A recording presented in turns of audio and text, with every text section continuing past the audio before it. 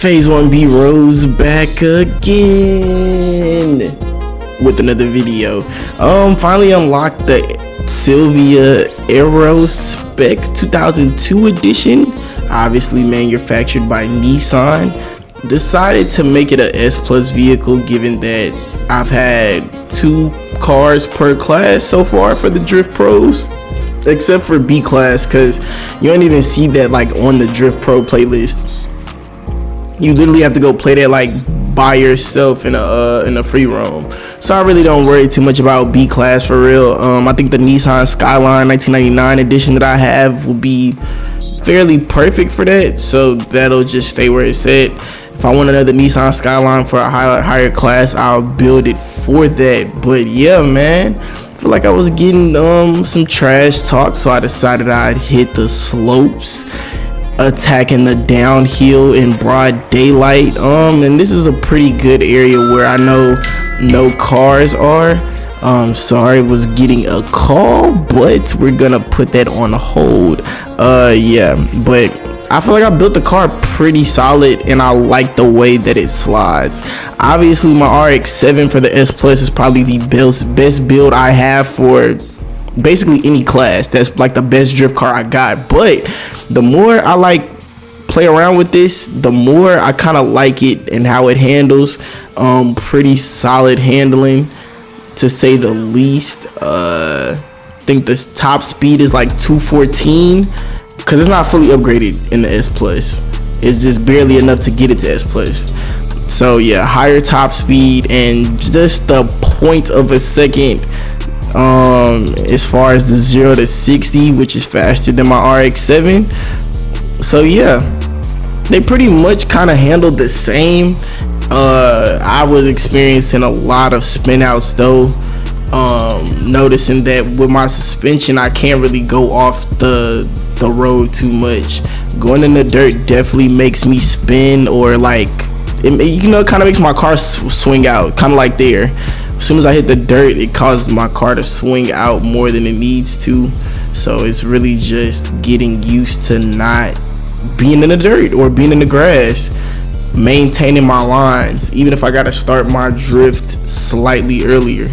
It's an adjustment to make, and I'm going to continue to make it. I want to be the best on the downhill, representing Project D in Need for Speed Unbound. Anybody that feels like they can outdrift me is more than welcome to challenge me. I'm always down for a challenge, always not ducking no fades, no smoke.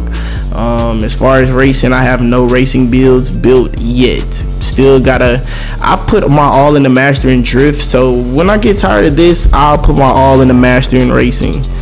So yeah, because I feel like it's a broken mechanic in racing, and I need to watch some videos while also playing around with certain things to see like what's the ideal speeds I need to like maintain or get for certain classes, because people do be like, in my eyes, cheating with the cars they be using for these classes. Like if I'm in the A class and I'm seeing a Corvette, like why am I seeing a Corvette in A class, bro? To me, a Corvette is like a S plus, maybe fringe A plus class vehicle, bro. But A class, like you've aimed to cheat the system in whatever way. I don't know how, don't really care to understand why, just know I dislike you. Yeah, regardless of that though, yeah, this first run was starting to get pretty solid. I was starting to really like find my lines, not overdoing it as far as the drift itself, maintaining a steady pace, not relying too much on my gas. But obviously right there, she had a spin out, and like I said, to start off, like this is my first time using the car, so the spin outs, while it's gonna be annoying, like it's necessary for really like building on what it is I need to do with this car. If I need to tweak it some more, if I need to tune the handling, so maybe drop the steering sensitivity or even up it so I got more control of the car as I go into corners. Yeah, because I think my steering sensitivity isn't too high, because I didn't want to like be controlled by my steering as much. Like I'd rather just let my car guide me. let my car talk to me and know what it wants. That sounded so bad, but hey, this is what it is. Yeah, last checkpoint, that kind of hurt too, dropping the multiplier, having to start over, so it kind of cost me some points. I was going into this at 154k, so yeah, that kind of definitely fucked me over. But we continue on into the next race.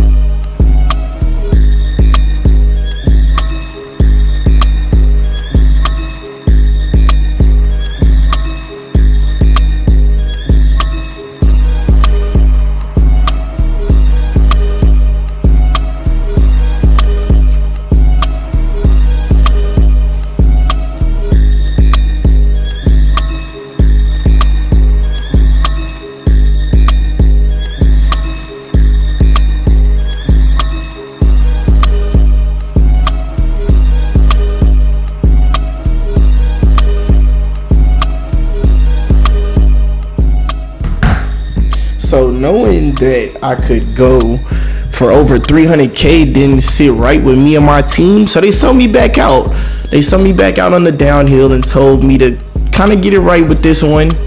And I don't know, but I was down for the challenge. I feel like iron sharpens iron, and I feel like practice definitely makes perfect. So we came out on a different course, in the same area to try to basically like level things out, see what kind of needed to be tweaked, or to see like if I was taking a bad approach with my lines.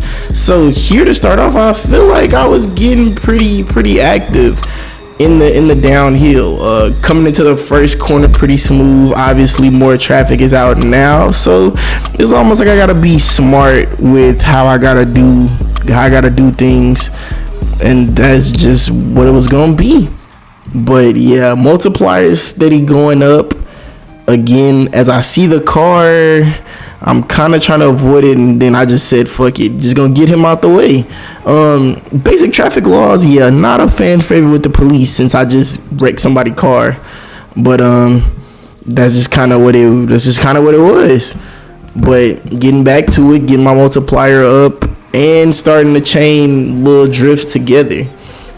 So I will say the more I progress, especially with this car, I'm starting to find my lines a lot sooner and hold for like better drift combos. I still got to get the chaining down because I really don't know like what is the criteria for chaining shit together. I know Need for Speed has tried to explain it, but it's low-key inconsistent still. So that's kind of my biggest issue as far as trying to chain certain drifts together. The shit gets mad annoying trying to, basically up your multipliers. And then you got people that be putting up crazy numbers, especially by this point. But the fact that I'm at 31% at 50K, I'm on good pace to get a reasonable mark on this course. Especially it being in the evening time where you got people basically going home from work or going to their sneaky link. So I'm just trying to make it work, weave through the traffic while keeping my car intact. And again, thought I was gonna be cool, had to go in the grass because I feel myself finna cause another accident, and I ain't want to give nobody a love tap. My insurance is not the best, so it's in my best interest that I really don't smack into nobody's car, and repairs are not cheap. So we continue on. 42%, we're almost at 80K basically. So we're on pace to hit 100 by 50, low key. I'm steady trying to hold my lines. While also not crashing into nobody. Again, felt this, seen that, near miss twice. Had to use the NOS escape and basically hit near 100K at 50%. So now, again, we're on good pace to potentially finish with over 200K, which is acceptable for me on this course, even though I know I've put up higher on here. I think the most I put up on this particular course with the RX-7 was 250K. I was in my drifting bag. So I would say though the worst part, and I almost hit the fucking bridge too, so I had to slow down and slam the brakes. I think the worst part about this course is this part. I would never understand it. Like I just feel like if you're gonna have a drifting course, it should not be a crazy straightaway like this, unless it's going to be on an actual downhill course.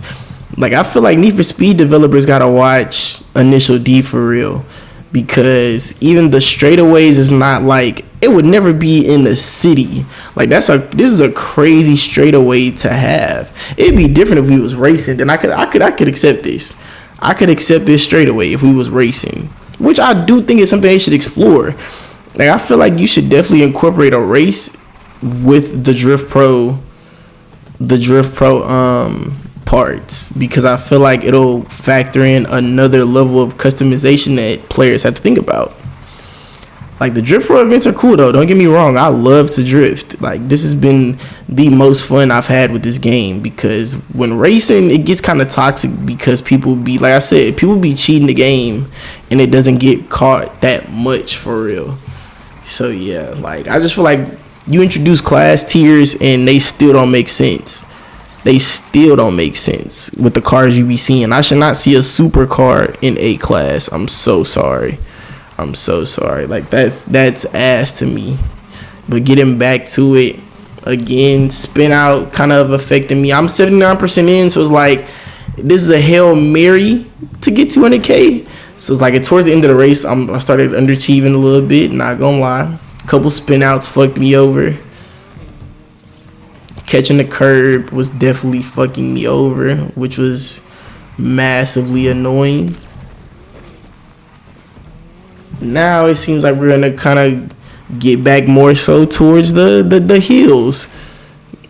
Instead of we're doing the upward climb on the hills in the mountain pass. Still trying to figure it out. Again, 185K, 88%. So now we kind of trying to make a sprint for 200K. Like, this is my goal at this point. I want 200K, so I'm really trying to make it happen. It's just where the multiplier is not helping me out. At 3K, I would have been got here, but you see, I'm really selling it right now. I'm really selling it to make sure that I get this 200K just to go back and make my team proud, which we do. So target score has definitely been hit. It definitely shows me that if I didn't have all those screw ups and dropping my multiplier so much, that I would have easily put up 250K on this. I probably would have had like my best mark on this course. So not something that would be explored this video, but next video we'll definitely get to it. Now this one is probably this part is probably my best run. You know, we go back to the downhill the very next day when it's light out again to put in some more work. Didn't like the mark that I hit the first time around, so I decided that I'm gonna go for that 300K here. The only annoying part about doing this was, as you can see, like the road and the grassy area is glitched out. Like you can see, it's kind of like, it's not pixely, but it's definitely like glitched out, and that shit do be happening. Like you be having to reset. Like you either had to leave the server you in or just close apps, so that'd be kind of annoying. And I seen this and I was like, fuck it, I'm just keep going, because I low key like had a good start, and I was also being consistent with how I was drifting, avoiding hitting like obstacles.